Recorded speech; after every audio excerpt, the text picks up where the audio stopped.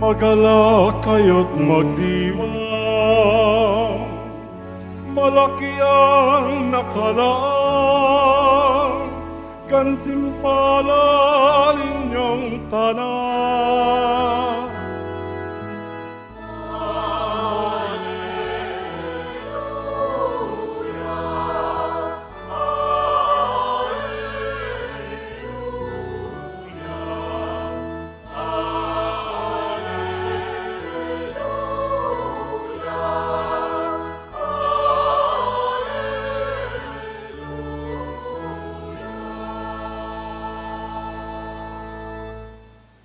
Sumainyo ang Panginoon. At sumairin.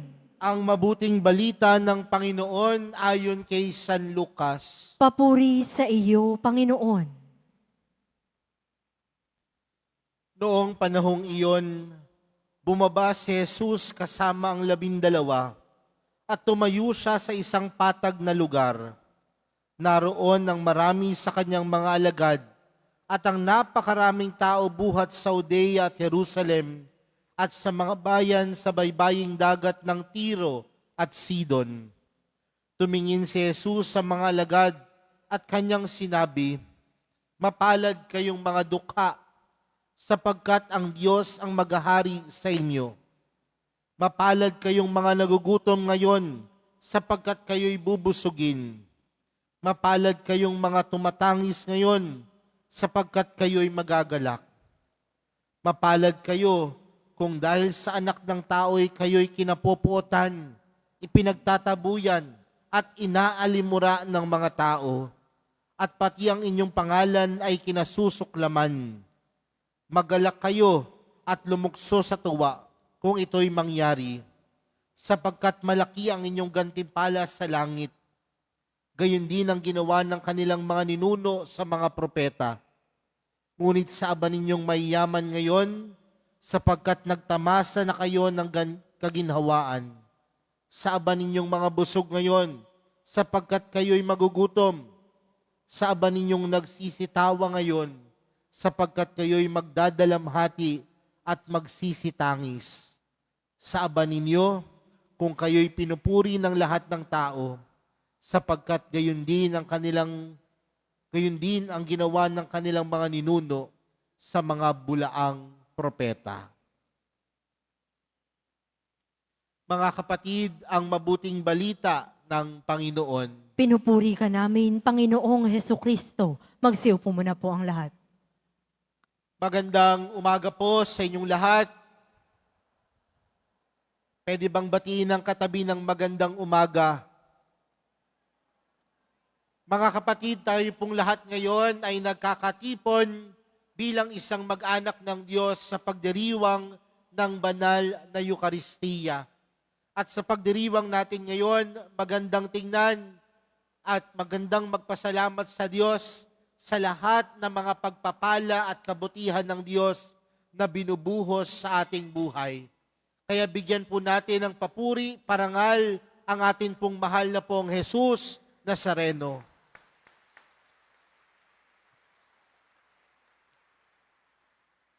Pwede niyo po bang tingnan ang katabi ninyo? Ano po ba ang tingin niyo sa katabi ninyo? Pinagpala o kawawa? Tumingin naman po kayo sa kabila. Anong pong tingin ninyo? Pinagpala o kawawa? Pinagpala, no? Bakit yung sinisimulan sa ganitong pamamaraan ang ating pagninilay sa umagang ito?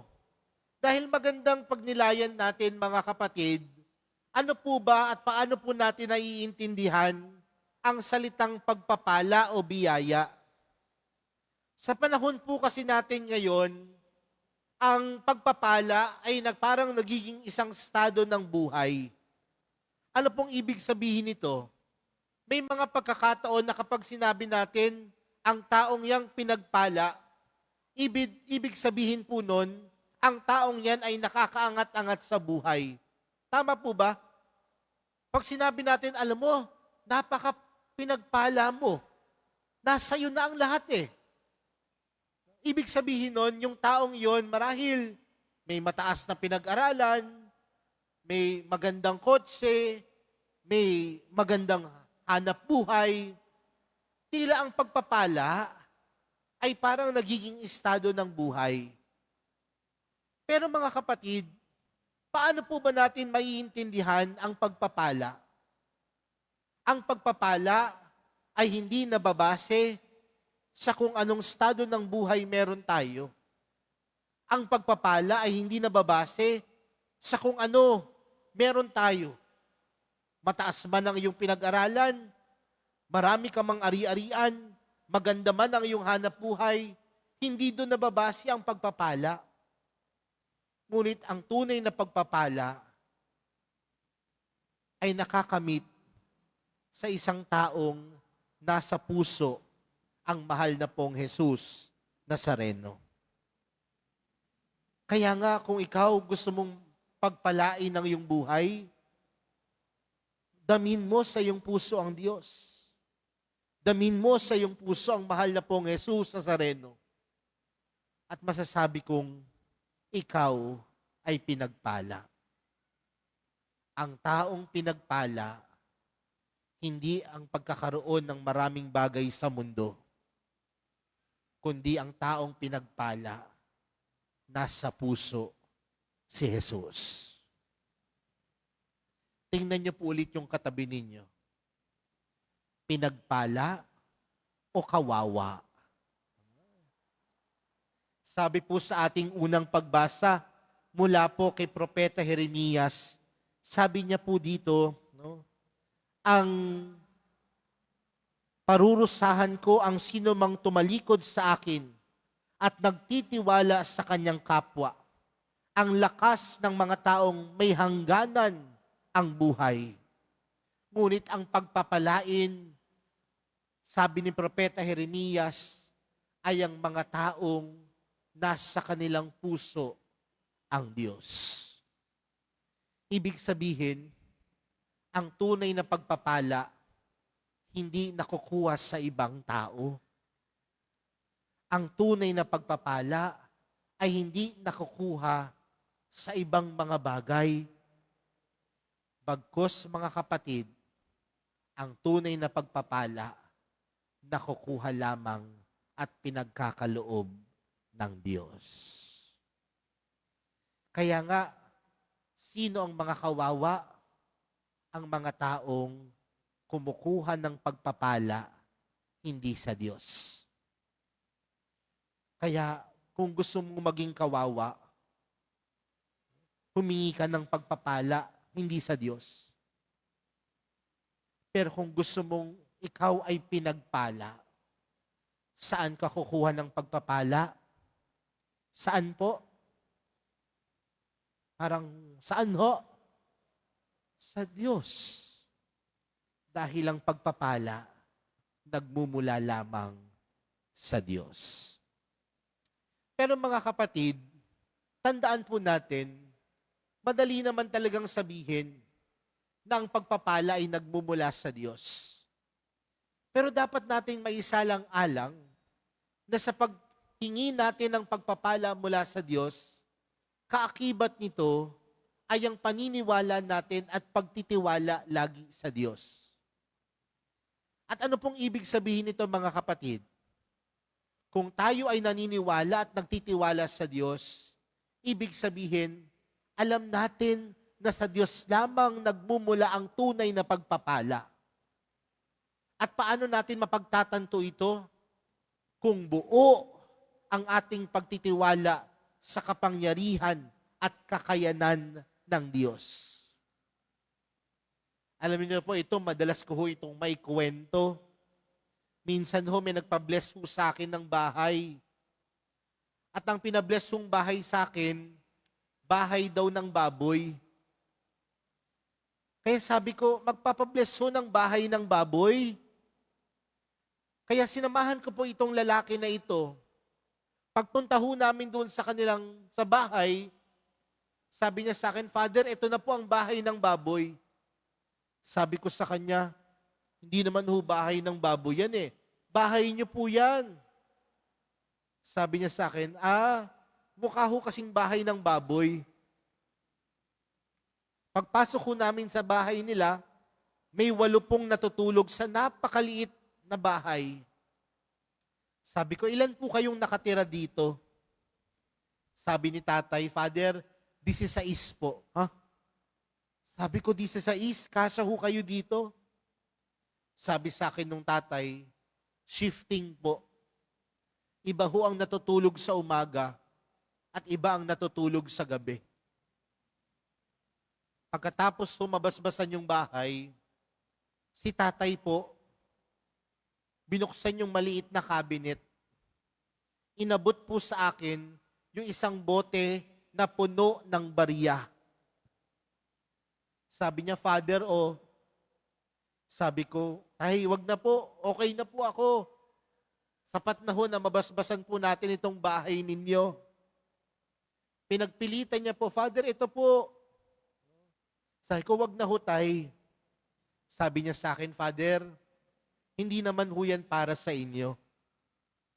Ipangtulong po ninyo.